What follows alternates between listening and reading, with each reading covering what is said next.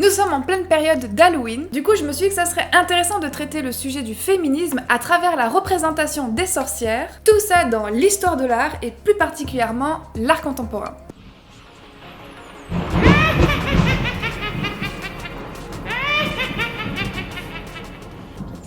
Cette vidéo ne reprend pas toute l'histoire de l'art comme j'ai pu le faire par exemple avec l'homosexualité ou la rousseur. Par exemple, je ne vais pas parler de la période de la chasse aux sorcières entre le 16e et le 18e parce que je l'ai évoqué dans la vidéo sur les roues. Et dans cette vidéo, on ne parlera pas non plus de tout ce qui est antérieur à l'art moderne. Donc pas de peinture de Goya qui insiste sur la laideur des sorcières, ni même les peintures de Bruegel, qui a été très important puisque jusqu'au 15e siècle, il n'y avait pas de représentation aussi codifiée de la sorcière, c'est-à-dire avec un chaudron ou un balai volant. Et on ne parlera pas non plus du romantisme noir qui a existé à la fin du 18e et jusqu'au milieu du 19e siècle, dans lequel on retrouve énormément de représentations de sorcières. Par contre, si cette partie de l'histoire de l'art vous intéresse et que vous avez envie de découvrir les sorcières avant l'art moderne, je mets un petit sondage en haut à gauche ou à droite, je sais jamais, pour savoir si ça vous intéresserait que je fasse la vidéo. Parce que aujourd'hui, on va parler des sorcières modernes, mais surtout des sorcières contemporaines. Avant toute chose, rappelons que c'est durant le Moyen-Âge qu'il y a eu une évolution du sens du mot sorcière. Normalement, d'un point de vue étymologique, est sorcière une personne qui pratique le métier de sorcier, qui en fait veut bêtement dire quelqu'un qui jette des sorts. Mais qui dit Moyen-Âge dit religion dit démon, dit Satan et dit sorcière qui fornique avec Satan. Du coup, à partir de là, les sorcières ont une connotation un peu négative alors qu'à la base, c'était quand même juste des guérisseuses. Dans un premier temps, pourquoi la réappropriation des sorcières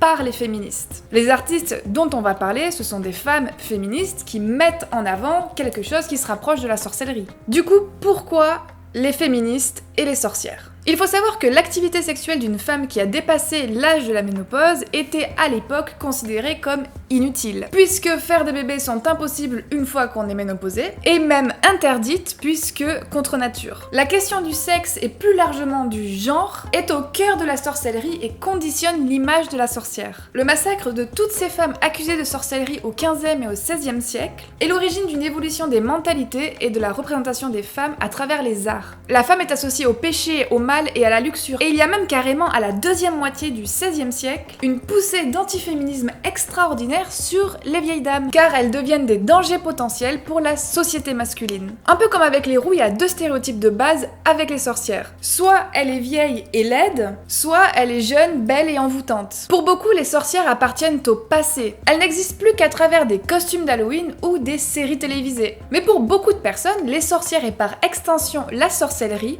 c'est quelque chose qui existe encore et toujours. Par exemple, dans les années 70, les féministes italiennes scandaient le slogan suivant: « Tremblez, tremblez, les sorcières sont de retour », car elles voyaient dans cette tradition un symbole de rébellion face au patriarcat. Et si la question du féminisme et des sorcières est quelque chose qui vous intéresse, je vous conseille fortement d'acheter le livre Sorcières de Mona Chollet. Aux États-Unis, entre 1969 et 1970, il y a le collectif Witch, qui est l'acronyme pour Conspiration terroriste internationale des femmes venues de l'enfer. Elles ont rebaptisé la sorcière comme pionnière du combat contre l'oppression. Ces sorcières se sont par exemple rassemblées devant la Trump Tower à New York pour lui jeter des sorts. Avec par exemple écrit sur des pancartes: « Nous sommes les petites filles des sorcières que vous n'avez pas pu brûler ». Vous l'aurez compris, les femmes, et plus particulièrement les féministes, même si dans un sens toutes les femmes sont féministes, se sont réappropriées la représentation des sorcières. Mais certaines se considèrent aussi comme de vraies sorcières. Et où est l'art contemporain là-dedans, me direz-vous? Eh bien je vous dirai que c'est juste après, car comme à chaque fois, l'art et du coup l'histoire de l'art permet de retracer l'évolution des pensées de la société. Il faut savoir que les artistes sorcières contemporaines, l'air de rien, c'est un très large champ d'études. Du coup, je me suis permise de synthétiser pas mal de choses, mais toutes les informations nécessaires à la compréhension et à aller plus loin dans la recherche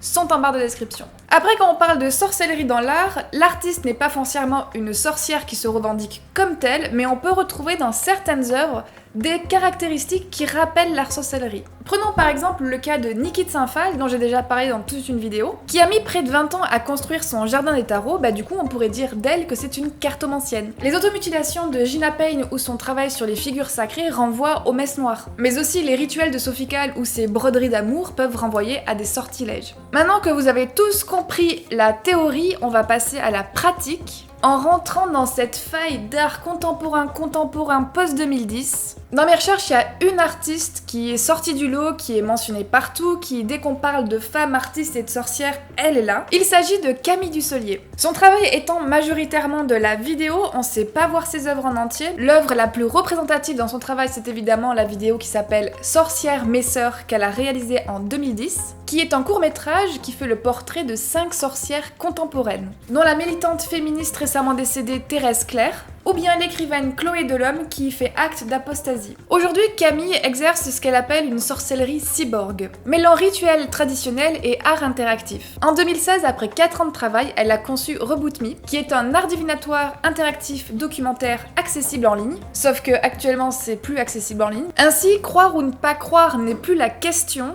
Il s'agit avant tout de trouver des liens joyeux entre corps, technologie et spiritualité. En faisant mes recherches, je me suis rendu compte que de plus en plus d'expositions étaient orientées sur la thématique des sorcières, de la sorcellerie, tout en mettant en avant le féminisme. Je vais pas savoir parler de toutes les œuvres présentes dans toutes les expositions dont je vais parler, mais comme j'ai dit tantôt, tout est dans la barre de description. Du coup, on va découvrir plusieurs artistes à travers 3 principales expositions. On va commencer avec l'expo Sorcières qui s'est déroulée au début de l'année 2019 au H2M à Bourg-en-Bresse. Dans un parcours non linéaire, au travers d'œuvres d'art mais aussi de documents qui appartiennent à l'histoire, l'exposition Sorcières se propose d'explorer de manière transversale cette figure au double visage, victime et émancipatrice, paria et puissante, monstrueuse et enchanteresse. Lola B. Desward présente 2 œuvres qui s'appellent Petite Mère, qui semblent tout droit sorties d'un cabinet de curiosité étrange et envoûtante à la fois. Elles évoquent la relation particulière entre la femme sorcière et la nature, en utilisant l'iconographie de l'araignée qui est très populaire dans l'univers des sorcières. Découvrons les œuvres mystérieuses, étranges et délibérément kitsch de Roxane Jackson, qui évoque la monstruosité fantasmée de la sorcière. La deuxième exposition que j'ai trouvée particulièrement intéressante sur la thématique des sorcières, il s'agit de La vérité n'est pas vérité, à la maison d'art Bernard Antonioz. Cette sculpture cinétique témoigne de la fascination de Canel pour l'inconstant. L'eau, activée par les vibrations sonores, s'échappe en une légère brume qui, peu à peu, imperceptiblement, imprègne et solidifie le ciment. Et enfin, la 3e exposition que j'ai trouvée hyper intéressante et qui est aussi la plus ancienne, c'est L'heure des sorcières au Centre d'art contemporain de Quimper. L'heure des sorcières est une exposition collective qui porte sur la figure de la sorcière comme métaphore de l'altérité et symbole de résistance à la norme, qu'elle soit culturelle ou économique. Le terme sorcière est ici envisagé comme construction sociale, plus qu'à la praticienne de la sorcellerie. L'exposition s'intéresse à celle qui a été qualifiée de sorcière. Ana Mendieta est une artiste cubaine qui met en avant la relation entre la femme et la nature. On retrouve très souvent dans son travail le sang animal qui est utilisé comme un élément magique très puissant, tant pour aborder le pouvoir de la sexualité féminine que le quotidien de la violence ou les abus sexuels. Dans cette expo, on pouvait aussi retrouver des œuvres de Kiki Smith, qui a actuellement une exposition, là maintenant tout de suite pendant qu'on parle, à la Monnaie de Paris. L'artiste oriente son attention vers la représentation de la nature, des oiseaux, des animaux ou du cosmos. Ses œuvres font allusion à la vulnérabilité de l'environnement, mais aussi du corps et de la spiritualité. Cette vidéo sur les sorcières contemporaines est terminée. Si vous avez envie d'une autre vidéo mais plus axée sur toute l'histoire des sorcières avant l'art moderne, faites-le moi savoir en commentaire. Si vous avez envie d'en apprendre plus sur les sorcières d'un point de vue historique, sachez que On va faire court a sorti la semaine dernière un épisode de 45 minutes consacré aux sorcières. N'hésitez pas à me suivre sur les réseaux sociaux ou à aller faire un tour sur mon Utip si le cœur vous en dit.